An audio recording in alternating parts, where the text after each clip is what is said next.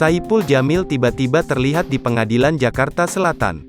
Kedatangan Saipul Jamil ternyata untuk menghadiri sidang perceraian Angga Wijaya dan Dewi Persik yang diselenggarakan hari ini, Senin, tanggal 4 Juli tahun 2022. Saipul Jamil datang untuk mendukung Angga Wijaya dan Dewi Persik agar tetap bersatu. Ia meyakini bahwa DP dan Angga adalah pasangan serasi, yang akan amat disayangkan jika akhirnya harus berpisah.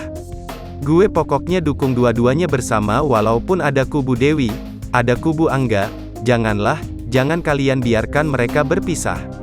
Sebisa mungkin bisa mediasi ya dilakukan yang terbaik karena mereka pasangan yang cocok, ucap Saipul Jamil. Soal kedatangannya ke Pak Jaksel, Saipul Jamil juga membuktikan bahwa dirinya bukan orang ketiga seperti pemberitaan yang selama ini beredar.